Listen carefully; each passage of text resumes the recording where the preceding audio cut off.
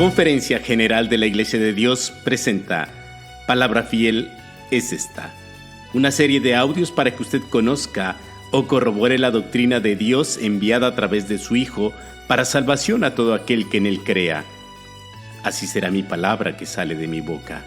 No volverá a mí vacía, antes hará lo que yo quiero y será prosperada en aquello para que la envíe. Sea usted bienvenido. A quienes nos escuchan, sobre todo a los carísimos del Señor, de la Conferencia General de la Iglesia de Dios, les saluda su hermano en Cristo Jesús, Diácono Macario López Andrés. Paz a vosotros. En esta ocasión hago llegar a sus oídos el tema titulado La parábola del rico y Lázaro, que nos permitirá contestar algunas preguntas. ¿Qué representa Lázaro? ¿Iremos a vivir al cielo? ¿Cuál es el seno de Abraham? ¿Qué es aquella grande cima? Entre otros. Escrito por nuestro hermano Diácono Rufino Cahuil Paul en el Heraldo de la Biblia, enero-marzo de 2008, cuya base bíblica se encuentra en el Evangelio de Lucas en su capítulo 16, versículos del 19 al 31. La parábola del rico y Lázaro. Parábola es una narración que encierra o esconde una enseñanza. Objetivo del estudio. Amados hermanos, el motivo del presente estudio es dar a conocer la verdadera enseñanza que encierra este relato conforme a la palabra de Dios. Porque si alguno habla, hable conforme a las palabras de Dios. Primera carta de Pedro capítulo 4 versículo 11. Analicemos verso por verso. El relato comienza diciendo: había un hombre rico que se vestía de púrpura y lino fino y hacía banquete cada día con esplendidez. No olvidemos que estamos analizando una parábola. Por lo tanto, aquí hay simbologías o figuras retóricas. Así entonces, el rico es una representación del pueblo de Israel, al cual Dios enriqueció con sus bendiciones. La púrpura y el lino fino representan la santidad que debía tener el pueblo al obedecer los mandamientos de Dios. Pues la palabra del Señor dice: ahora pues, si diereis oído a mi voz y guardareis mi pacto, vosotros seréis mi especial tesoro sobre todos los pueblos, porque mía es toda la tierra, y vosotros seréis mi reino de sacerdotes y gente santa. Estas son las palabras que dirás a los hijos de Israel. Éxodo capítulo 18, versículos 5 y 6. Los banquetes que hacía el rico cada día son las fiestas levíticas o ceremoniales que el pueblo de Israel hacía, tales como la Pascua, los panes sin levadura, las cabañas, el Pentecostés, etc. Dichas fiestas están relatadas en el libro de Levítico capítulo 23, versículos del 4 al 37. Esas fiestas solo consistían en comidas y bebidas. Hebreos capítulo 9, versículo 10. El segundo verso del relato sigue diciendo: había también un mendigo llamado Lázaro, el cual estaba echado a la puerta de él, lleno de llagas. Lázaro significa ayuda de Dios y representa al pueblo gentil o a todas las naciones que no son israelitas, los cuales en realidad eran pobres en el conocimiento divino. Los gentiles no tenían parte con los israelitas, y los que vivían entre ellos como esclavos o libres tenían que ser circuncidados para poder participar de aquellas fiestas. Mas el resto de los gentiles deseaban, aunque sea un poquito, migajas de la palabra de Dios, mas no era para ellos. Pablo dice: por tanto acordaos que en otros tiempos vosotros los gentiles en la carne, que erais llamados sin circuncisión, por la que se llama circuncisión, hecha con mano en la carne, que en aquel tiempo estabais sin Cristo, alejados de la república de Israel y extranjeros a los pactos de la promesa, sin esperanza y sin Dios en el mundo. Efesios capítulo 2, versículos 11 y 14. Seguimos. y aún los perros venían y le lamían las llagas. Los perros simbolizan a los falsos obreros que trataban de sanar las heridas que causa el pecado, y lo hacían con sus falsas doctrinas. Filipenses capítulo 3, versículo 2. Las llagas representan el pecado que ha hecho mucho daño al hombre. Isaías dice: toda cabeza está enferma y todo corazón doliente. Desde la planta del pie hasta la cabeza no hay en él cosa ilesa, sino herida, hinchazón y podrida llaga. Isaías capítulo 1, versículos 5 y 6. El versículo 22 sigue diciendo: y aconteció que murió el mendigo y fue llevado por los ángeles al seno de Abraham, y murió también el rico y fue sepultado. Aquí cabe hacer una pregunta: ¿por qué razón Lázaro no fue sepultado? La palabra muerte en este verso no se debe interpretar en forma literal, sino también simbólica. La muerte de Lázaro es el resultado de la predicación del evangelio a los gentiles. Estos, al arrepentirse, fueron bautizados y murieron al pecado, porque somos juntamente sepultados con él a muerte por el bautismo. Así también vosotros pensad que de cierto estáis muertos al pecado, mas vivos a Dios en Cristo Jesús. Romanos capítulo 6, versículos 4 y 11.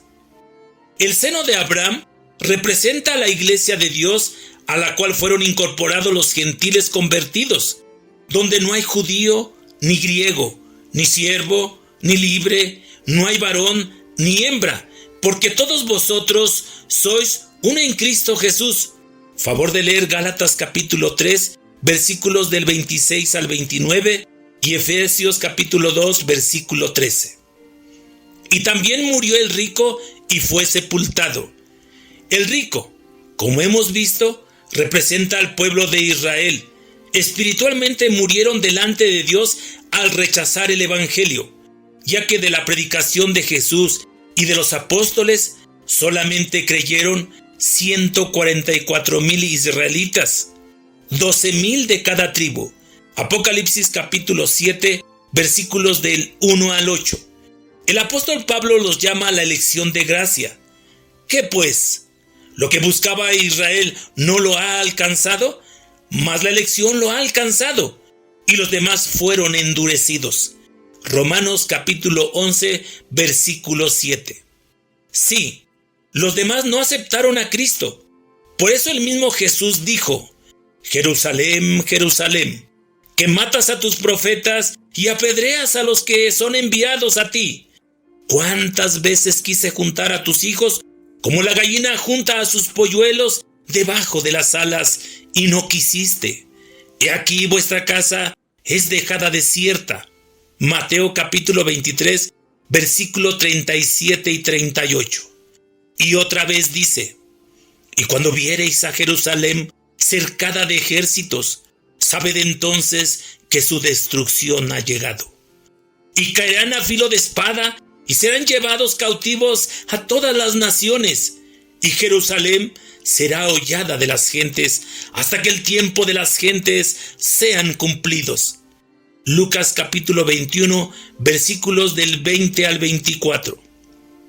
En el año 70 después de Cristo, el general Tito de Roma invadió Jerusalén y la destruyó. Aún el templo fue quemado, quedando solamente la cimentación, y se cumplió lo que Jesús dijo, que no quedaría piedra sobre piedra. En aquel entonces los que quedaron vivos de Israel fueron esparcidos casi en su totalidad en todas las naciones.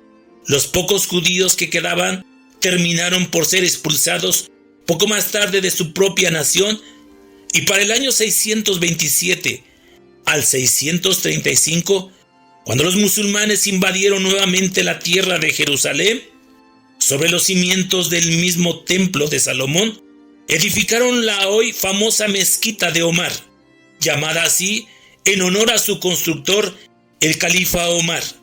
Y desde entonces los israelitas vivieron como extranjeros, esparcidos en las diferentes naciones del mundo.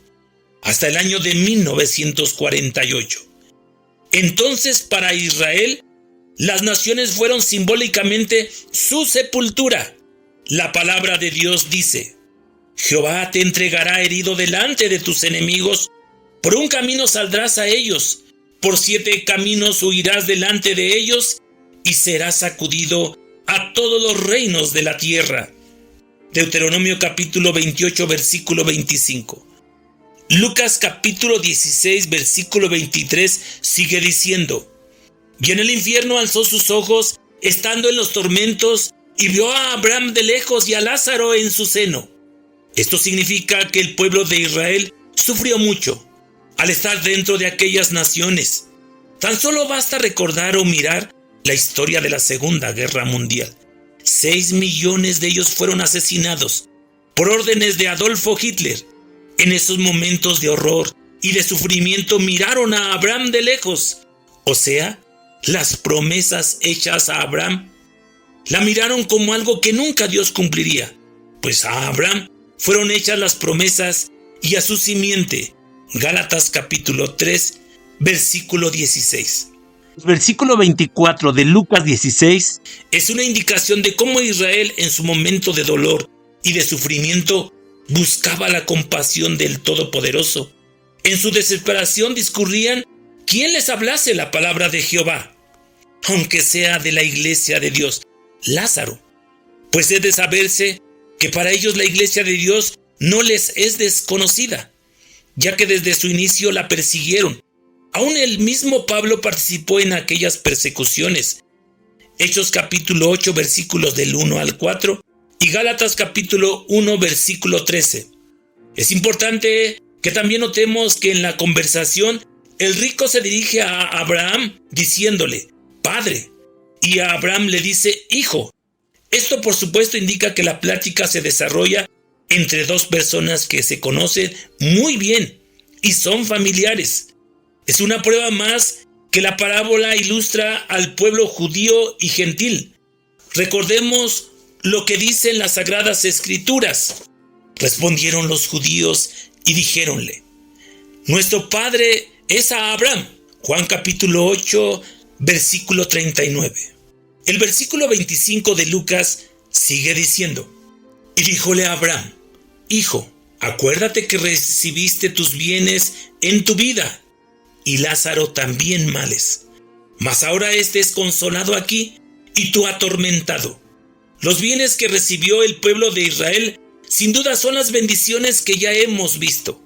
Y también no hay que olvidar que a ellos les fue confiada la palabra de Dios. Esa es la bendición más grande que se les dio. En cambio, los pueblos gentiles no gozaron de esas bendiciones. Versículo 26.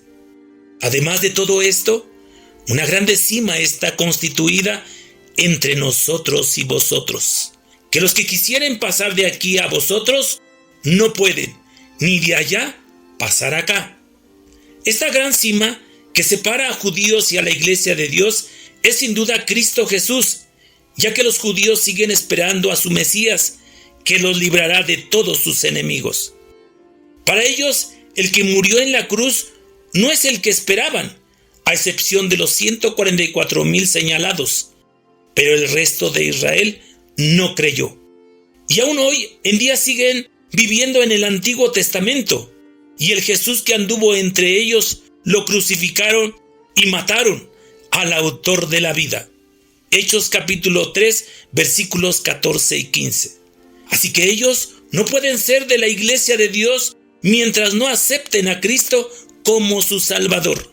Por otra parte, los que son de la iglesia de Dios no podemos pasar a ellos porque vivimos en Cristo y ellos no nos aceptarían. Ahora veamos el versículo 27 y 28. Y dijo: Ruégote pues, Padre, que le envíes a la casa de mi padre, porque tengo 5 hermanos, para que les testifique, porque no vengan ellos hasta este lugar de tormento. Aquí tenemos 2 preguntas. ¿Qué otro padre se refería? ¿El rico? ¿Quiénes son los 5 hermanos? Sin duda alguna que el otro padre se trata de Jacob, el cual sabemos que al conseguir la bendición del ángel con el cual luchó, le cambiaron el nombre poniéndole Israel. Génesis capítulo 32, versículo 26 y 28. De ahí que muchas veces encontramos en la Biblia que cuando se habla de Israel se les dice la casa de Israel o los hijos de Jacob. Los 5 hermanos se trata de las 5 sectas que existían en la época de Jesús y de los apóstoles, que por cierto tomaban sus enseñanzas en parte del Antiguo Testamento, específicamente en lo que se conoce como la ley de Moisés. Estas sectas son los celotes, los fariseos, los esenios, los saduceos y los herodianos. Versículo 29. Y Abraham le dice: a Moisés y a los profetas tienen, óiganlos. Muchos creen que este verso está indicando que Moisés, como otros profetas, están en el cielo, pero eso es un error. En esta parábola, Jesús está diciendo que tienen los escritos de Moisés y de los profetas, y es ahí donde tenían que investigar y leer, pues en esos escritos del Antiguo Testamento está dicho cómo vendría el Cristo, de dónde nacería y aún la forma de vida que tendría, pero sobre todo lo que sufriría como redentor del pueblo de Israel y de todo el mundo. Jesús les dijo: escudriñad las Escrituras, porque a vosotros os parece que en ellas tenéis la vida eterna, y ellas son las que dan testimonio de mí. Evangelio de Juan capítulo 5, versículo 39. En el versículo 30, el rico contesta: no, padre Abraham, mas si alguno fuere a ellos de los muertos, se arrepentirán. En este punto de la Escritura, Jesús enseña que ni aunque se levantare un muerto para predicarles, ellos no lo aceptarían. Si no aceptaron a Jesús, ¿cómo iban a aceptar a uno que resucitó de los muertos? Ellos no aceptaron a Jesús. Recordemos que inventaron que sus discípulos habían tomado el cuerpo del Maestro. El último versículo de este relato nos indica que si no hacen caso de los escritos de Moisés y de los profetas, menos harían caso de un hombre que había resucitado después de 4 días. Estimado hermano, le ruego a cada uno que analicemos cuidadosamente este estudio y hagamos una comparación de ella con otras formas de enseñanza y busquemos la luz de la verdad que se nos revela en esta parábola y sobre todo para confirmar la doctrina de la Iglesia de Dios que hemos aprendido. La paz de Dios sea contigo. Paz a vosotros, amados hermanos.